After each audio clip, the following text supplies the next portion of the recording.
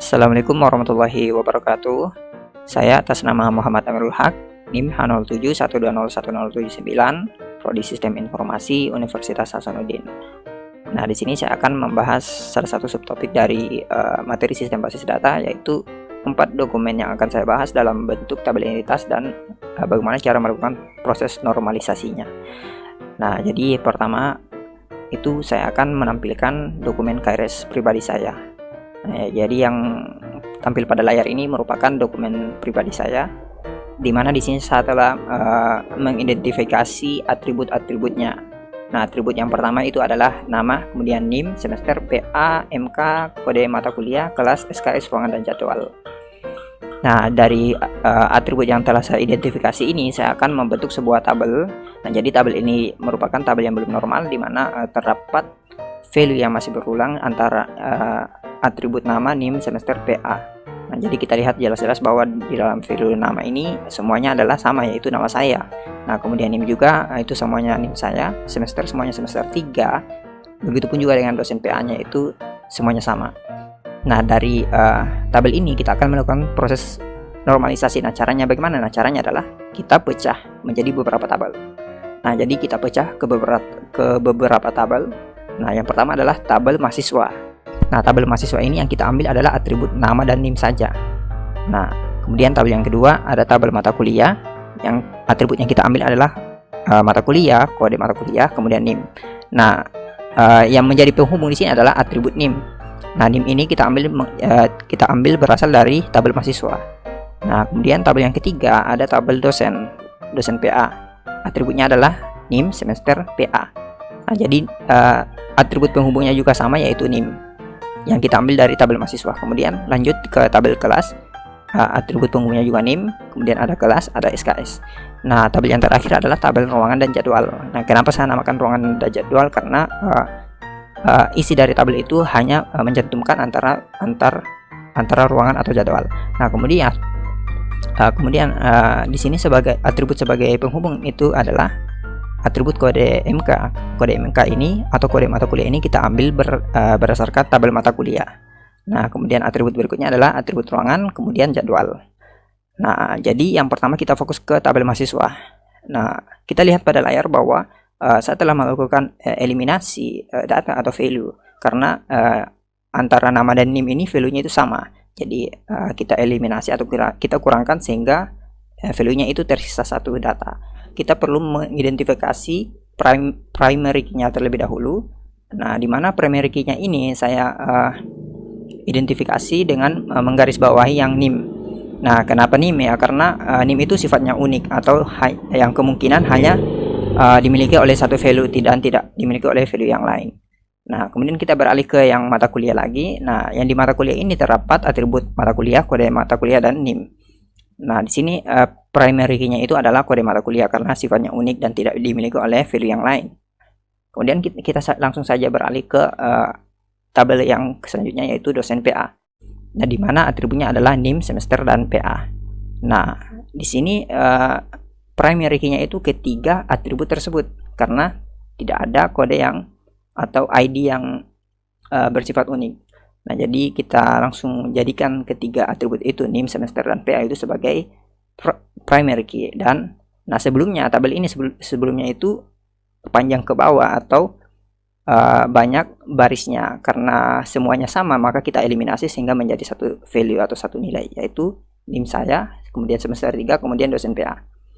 Nah, kemudian kita beralih ke tabel kelas, di mana atributnya itu adalah NIM, kelas, dan SKS. Dalam kelas ini itu primary key-nya juga sama seperti sebelumnya, yaitu semua atributnya, yaitu NIM, kelas, dan SKS. Nah, di sini kita telah mengeliminasi yang sama sehingga tersisa menjadi 4 data. Nah, kemudian kita beralih ke tabel yang terakhir, yaitu tabel ruangan dan jadwal. Nah, tabel ini itu memiliki 3 atribut. Yang pertama kode mata kuliah, ruangan, dan jadwal. Nah, sama dengan sebelumnya, primary key-nya itu adalah ketiga atribut ini, yaitu kode mata kuliah, ruangan, dan jadwal. Nah, jadi kita akan lihat gambar berikut, di mana kita telah menampilkan seluruh tabel yang telah kita pecah tadi ke dalam satu frame.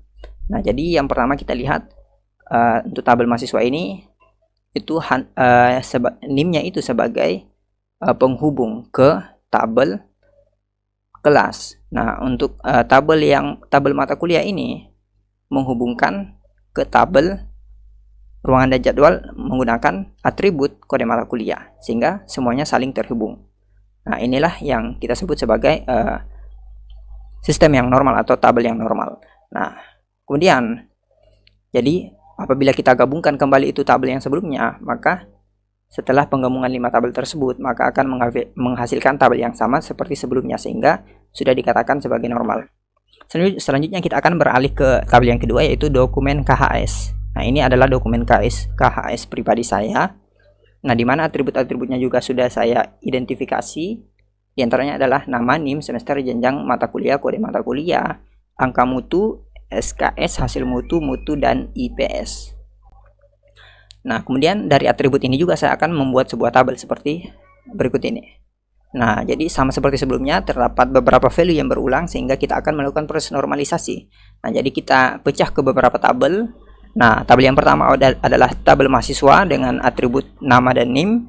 Kemudian tabel yang kedua, tabel mata kuliah dengan atribut NIM, mata kuliah, kode mata kuliah, angka mutu, dan SKS.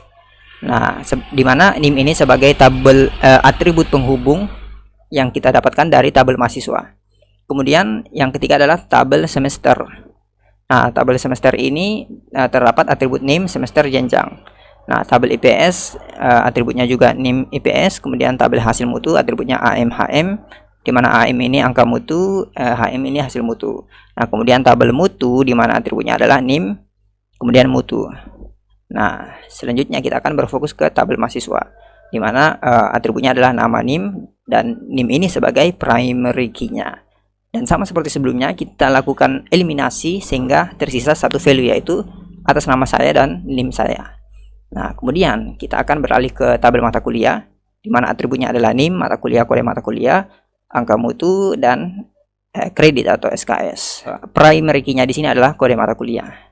Nah, kemudian kita beralih ke tabel semester, di mana atributnya adalah NIM, semester, dan jenjang. Nah, di sini kita melakukan juga proses eliminasi sehingga tersisa satu value, yaitu atas NIM saya dan semester 2, kemudian jenjang S1. Nah, untuk primary key-nya ini ketiga atribut tersebut, yaitu NIM, semester, dan jenjang. Nah, kita beralih ke tabel IPS atau tabel yang menentukan indeks prestasi semester, di mana atributnya adalah NIM, IPS. Nah, jadi untuk primary key-nya itu kedua atribut tersebut, yaitu NIM dan IPS. Nah, selanjutnya kita akan beralih ke tabel hasil mutu, di mana atributnya adalah angka mutu dan hasil mutu.